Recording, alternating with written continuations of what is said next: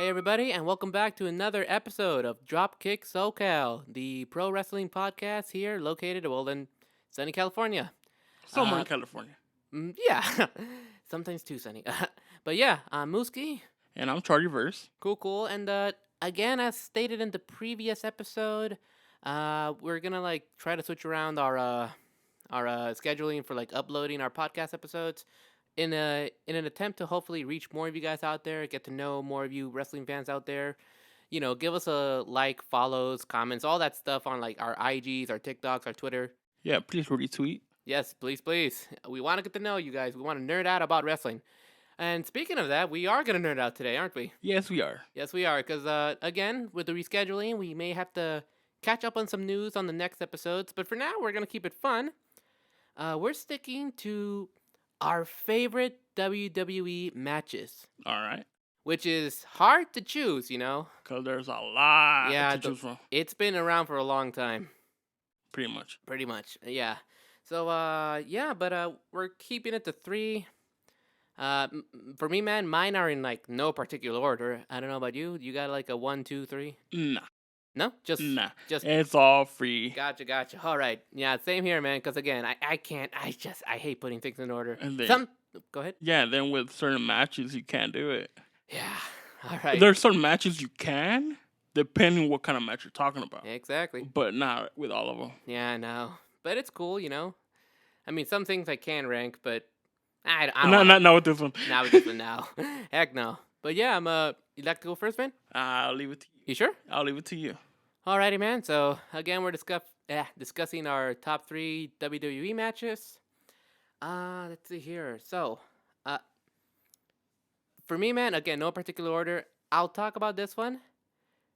I need to mention this, though. Now, this wrestler, probably one of the best technicians out there, that's for sure. Uh-huh. But his body of work, it does not make up for what he did outside of the ring. I think you know where I'm going with this. With Benoit?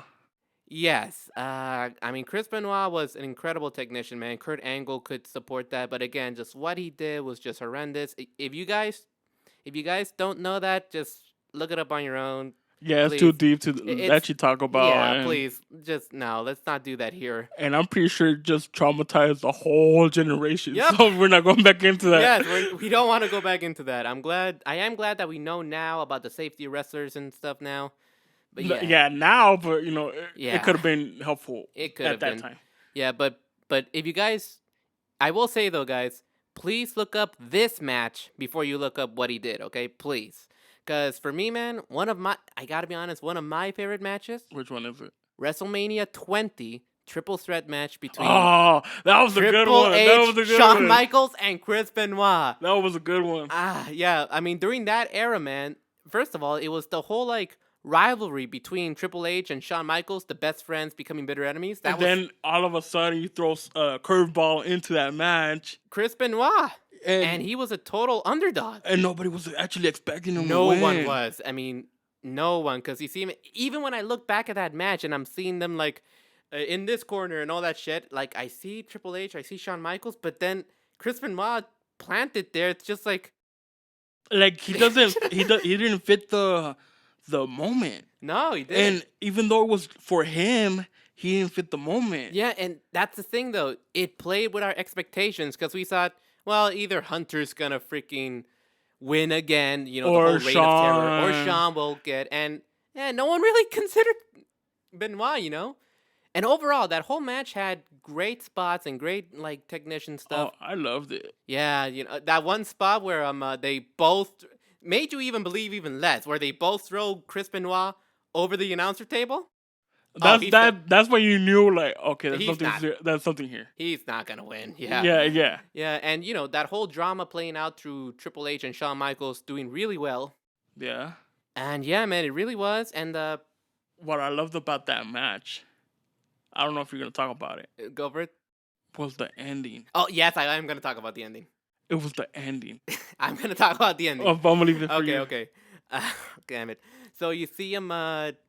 It's again you didn't feel Chris Benoit was gonna come out on this on top but the ending with the final moment where you think Shawn Michaels gonna do something, and then Chris Benoit takes him out of the equation. Yeah. He puts Triple H in the crossface, man. The crippler The crossface. crippler crossface, and it's just like he's there for so damn long, and at this point, like H is freaking bleeding. He's really selling it well with the yells and stuff. There's a moment where he gets so close to the ropes, but then like Chris Benoit manages to maneuver him back to the middle, and again he's there for so long. And at that point, I'm thinking, okay, you know what, like Shawn Michaels, okay, he could have broken it, or Shawn Michaels at this point now, Shawn Michaels is gonna jump in, break it up. That's what I'm expecting, and then I see him tapping out, and I'm like, whoa, what? And dude, that was big. That was huge. Because I don't know if you saw it on pay-per-view, right? Or did you see it after? I had to see it after. Okay, because I saw it on pay-per-view. On pay-per-view? When it was happening. And it was, like 4 of us kids, you know, just watching it, and it was like the first main WrestleMania we ever ordered. Oh, fuck. So it was big for us. And when we saw that match, we were like, oh, hell no, that did not just happen. We were so happy. Like, oh my God, that's like the one time I've ever been happy that Vince actually chose that. Exactly. Everything else made me bad, and just that, you did not expect that. He doesn't fit the McMahon mold, but again. He didn't, but it was something different. Exactly. Vince McMahon had his moments, man, and that was one of the big ones. Yeah. You wouldn't expect it because he was from WCW and then he moved over. But, I mean, I guess put in the hard work and all that shit and it pays off, Yeah, pretty much, Damn, dude, still thinking about that. Yeah.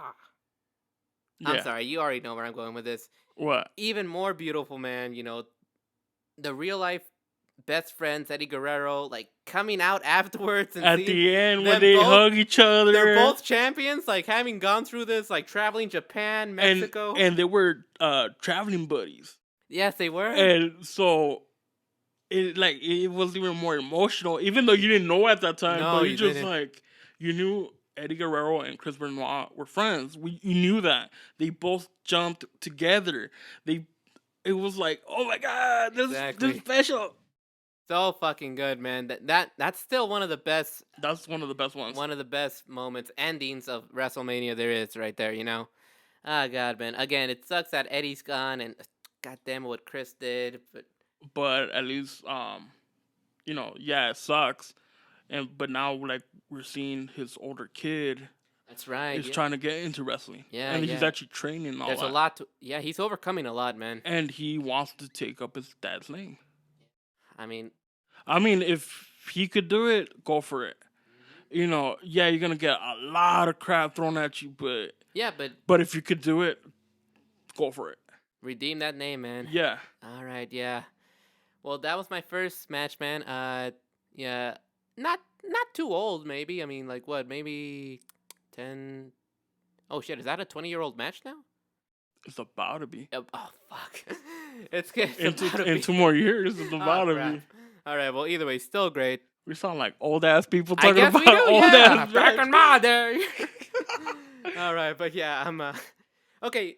Good segue because you want to share? No, go. Okay, I'll finish off mine. Good segue because my next one, again, no particular order, is actually more modern, dude. Which one is it? First of all, it comes from NXT. Okay, which one is it? So that's like any of them. But which one I know, but you wait, Black and Gold or the new one? Black and Gold. Okay, so Black and Gold. So it could be any of them. Okay, yes. Okay, but there's that saying that like, there's always that duo that just never has terrible matches. Yeah. I feel that the ones who really represented that saying, dude, for me, it was Adam Cole and Johnny Gargano. Yeah. Yeah. Now they had that whole they had like a trilogy and stuff. If I remember correctly, I think my favorite one out of all that, it had to be the second one. That's where Adam Cole wins the first time, right? I believe so. Yeah, and it was just a straight up wrestling match. Dude, the reason I love that is because, well, right there, it's just straight up wrestling. These guys just know each other so well. They know their spots. They know what they like to do. They know how to counter each other. They know how to act with each other. Yeah. And it's just like, with no freaking like no what's the word no like kind of like dumb tomfoolery, like interferences and stuff, like none of that stuff. It's just them having it out in the ring, and just putting on like a freaking like masterclass, man. Yeah, it was. It was. Exactly. I mean, again, those guys. I like the first one, but it's like there was like run-ins from like the Undisputed Era and stuff, Yeah. which put much more into the story. It made you want to go for Johnny Gargano even more, and even better when he overcomes all those like interferences and stuff. Dude, that's when you Yeah. feel it more. Exactly. But again, like there's just something, and then the third one, which was also cool, a lot more higher stakes. They have like another like 2 out of 3 where it's like different stipulations, regular match, then street fight, then steel cage. Was it? Is it Triple H and Stone Cold? It's similar to that. Oh, okay. Who was it? No, I'm asking you. No. Johnny Gargano and Adam Cole did that. Oh, because it was a Triple H and Stone Cold that they did. Was it First Blood, then Hardcore, Yeah, then it was Steel Adam Cage? Cole, yeah, I think so. Adam Cole and Johnny Gargano did that. Okay, you see, I didn't know that one. You didn't? Oh, watch that one too, Because man. there was like a whole period that I didn't know about certain NXT matches. Gotcha. But I knew who they were. I just didn't know that match. I'll send you that one. Okay, but yeah, okay. my favorite has to be that second one, because it really represents the new like style of pro wrestling, where you incorporate more actual like martial arts into it, because those guys, like, I believe they have a little bit of training in that as well, and you could tell that from the moves, the counters and the actual like groundwork that they do, along with like the amazing high flying abilities and like chemistry that they have in their characters and stuff. Like, I just felt that match, between all their matches, that's my favorite. The second one between Johnny Gargano and Adam Cole. Yeah. Okay, yeah. I love that one, man. I could see that. That's a good one. That's one of my favorites. Yeah. NXT. Now, my last one, dude. Again, no particular order.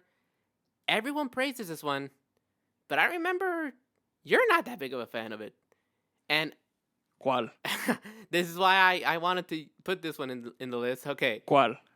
WrestleMania 25, Undertaker versus Shawn Michaels. Nah, hell no. I knew you were gonna do something like that. Don't get me wrong. Them two, when they work together, it's a cool match. It's that one I hate. I'm sorry, I gotta ask. Come on, why? Oh, I don't know. I hated that one. Really? What was it when it was the Good versus Evil? Yeah, the Dark. Nah, I hated that one. I love that shit. No, well, yeah, you do, but like we like, oh man. I thought the build up and everything. Yeah. Wrestling is stories and characters too. Yeah, at least it's not as bad as when it was Vince and Shane versus Shawn and God. I should have included that. No, but dude, it was like almost in the same group. That's why I hated that match. Really? I'm like, come on, dog. I don't know, man. I thought the build up, because again, you got to put a good story into this. And I feel like they did well, like you actually had like a sense that like maybe Shawn Michaels, he's a legend up there in the same status with Undertaker. He might actually beat the streak, Yeah. and stuff. And like, again, they've always had good chemistry with their characters, and that whole concept of like Shawn Michaels representing like the light and stuff, and Undertaker always being the dark guy. I dug that. And they just showed like again another masterclass. Not as active, not as like fast moving, I guess, as like Adam Cole, Johnny Gargano, but like they just it's that whole like concept that they know the moves that they do and they perfect them. They execute them. They face each other like I don't know how many times. Yeah, and every time they do, it's like it's always like it's something different. Well, which one was it where Shawn pulled in a cameraman when Undertaker flew from the ring? Oh, that was my favorite spot out of the whole match. Just that spot, because I don't know if it was planned or not. Well, I hope it was planned. It was planned, but here's the thing. I'm not sure if you knew this. So yes, that was planned. However, what's up? The cameraman screwed up, man.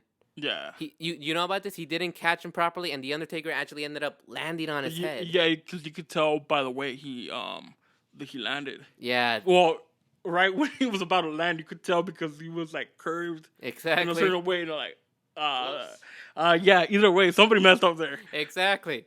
But still, man, like even I guess a little bit that kind of factors into a little bit more like praising through it, because like he could have been seriously hurt, but he managed to actually get into the ring, beating the 10 count, and still put on a great match, man.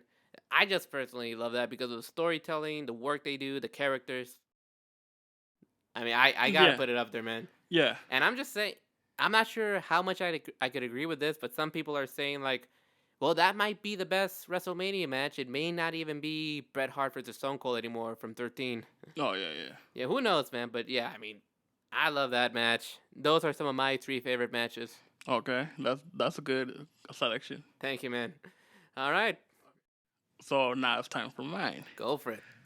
This first one, uh, well, it'll be my number one, even though it's not. These aren't ranked, Right. but this will be my number one.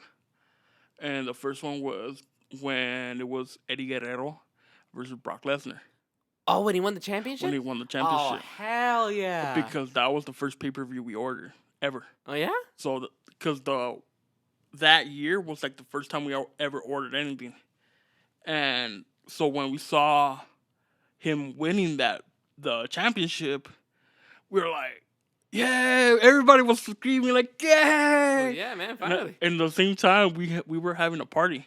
Oh, really? So it was like full Mexican out party. Oh, hell yeah, man. And we had a jump house in the back. So like How many of y'all were doing the frog splash after that? Oh, dude, all of us were doing it, but we only had one kid like stay inside to watch all the other matches because we were waiting really? for that one. Oh, I get you. You Was know, that kid you? Huh? Was that kid you? Oh, sort of. Okay. Because well, we alternated. Right. Because we all wanted to play. None of us wanted to treat that one kid bad. Gotcha. Which I'm sort of like regretting. Like, dog, we should have stayed in because there was like the Diva matches back then were a whole lot different. Well, anywho. Okay, keep going. Keep going. But that was like my favorite match because that's when we thought like, oh, dog, like finally a Mexican American could win the championship. And the odds. Against Brock Lesnar. Yeah, I know. Like nobody could really. I'm not gonna say nobody could beat Brock Lesnar, but I'm saying it's really tough. Right, and especially having to be Eddie. And then especially at that time, because that's when Brock Lesnar was still brand new, And Vince was pushing him big. and he was pushing him. Next big thing. Yeah, so that's what I like because that's when you had Goldberg the first, Come in. which I preferred. It just stayed that one match with Goldberg and Brock Lesnar, just the first match, because the other two were like, Where, WrestleMania 20? yeah, that was the best one because they have Stone Cold in it. I guess so. But we'll talk about that one. No, yeah, that's the whole different issue. But the thing is, I preferred that one than the other two that came after, because now you're really pushing the button. But that's when Goldberg came in. He helped Eddie, unbeknownst, whatever. But you had to see the whole pay-per-view to know why Goldberg came out of nowhere. If you didn't see that, you're like, oh, he just came out of nowhere. Like, no, he was already there. They kicked him out. Exactly. And it was the whole storyline. And then when you see him win, I don't know where he won it, but he went into the crowd. And that's where you're like, everybody was like, the Californian flag. We were crying, and you're like, Eddie. Fuck We're not yeah. even there, but we're like, Eddie. Well, yeah, Eddie. man. And it was like the best thing ever. And yeah, because when I knew about Eddie Guerrero was like, what, 98, 99? Right. And it was through video games. Even though my cousins used to watch wrestling, I didn't know the names. Gotcha. Because they just say, oh, so-and-so versus so-and-so, and you're I gotcha. fast paced. So through the video games, that's where I knew of him. And then I'm like, okay, like let me see who he is, like in real life, because they have the picture, but it's like all pixelated. Gotcha. And so it's like, let me see who he is. And when you see who he is, you're like, oh damn, he's cool. And I remember his original theme song, the Latino Heat. Heck yeah. And that shit was hard. Oh, I love that shit, especially with the whole Titantron with China, and it was just them two. I'm like, yes. But So I was a fan of him. He was representing us. Every time we get on a freaking car, I would do the Latino heat, like, what? I would get yelled at from my parents, like, stop being stupid, get in the car. But that was our, like our hero. So that's my favorite one. My main favorite. Gotcha, man. And so when I saw the WrestleMania 20 of him versus Kurt Angle, is that the other one? No, that was just a follow up. Okay. But that was like, oh damn, that was big. That was the famous shoe trick, man. Oh, I love that one. Fuck yeah. Okay, so here's my number 2. Okay. Actually ranked? My actually ranked number 2. Right. I could put these because it pretty much showed me who this wrestler was. And he's one of my favorite wrestlers all time because he's still around. And it's Jeff Hardy. Oh, shit. He's my favorite wrestler. All right. Ever since I was a kid. I feel you there, man. Because even though I had Eddie as like my hero, but I liked Jeff because he would do all this crazy shit. Ah, dude, that's what got me. Yeah. And don't get me wrong, I like Matt too. But Jeff was doing all this crazy shit. He was always the cooler one. I'm sorry. So, well, maybe not now, but let's not go into that. I hope he gets well. I do too. That's all I hope for right now. Again. And if we ever get to see him wrestle again, that'll be cool. But like, lay back on those crazy shit. Exactly. Man. Okay. Well, anyways. Okay, so my favorite match of him is the TLC 4. Oh, the TLC 4. Okay. With the tag teams? Tag teams. Oh, okay. Well, all of them were tag teams. But TLC 4 was when there were the broken up tag teams. I don't think I remember that one. Because, okay, remember, keep in mind, everybody knew Edge and Christian, Dudley Boys, Hardys. Well, in this one, they had only Jeff Hardy tag teaming with Rob Van Dam. You had Christian teaming up with Chris Jericho. You had Spike with Bubba Ray, and you had Kane. I do not remember that. And this was 2003, 2004. Okay. Right when the brand split was about to happen with Eric Bischoff and all that. This one was my favorite one because even though Jeff wasn't really like out there like he is in most Hardy matches, but this one stood out because he would do all his crazy stuff, but he would like help out Rob with the chair to Kane, or because it's the craziest match ever. Even though Jeff didn't have to be part of the ending, he had to be part of anything. He just did his few spots. Next part. It was back to back to back because it was 7 people. And that was one of my favorite ones.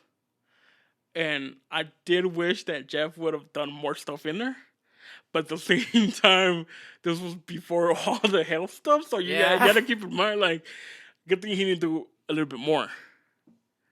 And this when he did, I think one of the first few times he did his the famous leapfrog over the ladder. Rob Van Dam or no, Jeff. Really?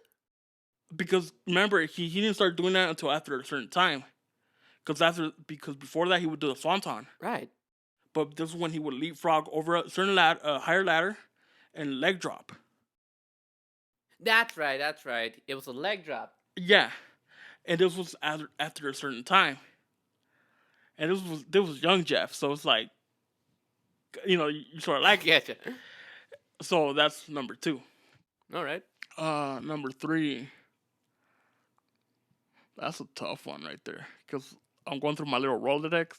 Mm-hmm. That's a tough one. Because there's a lot of good ones over the years. And all the stuff that I would mostly pay attention to was what cruiserweights or tag teams. That's what I like the most. All right. Does it involve the SmackDown 6? Nah. Oh, okay. I mean, that alone deserves its own little podium. True. Its own podcast. Right. But my third match is another Jeff Hardy one. All right. And it was when he first won the World Heavyweight Championship. In that triple threat, right? And that's triple threat. At Armageddon, was it 2008, 2007? I think 8. One of them. I think 8, yeah. Yeah, the first time he won it. That was a feel-good moment. Dude, because that storyline, Edge did this, Edge did that. That's when Triple H was teaming up with him, but at the same time wasn't teaming up with him. Exactly.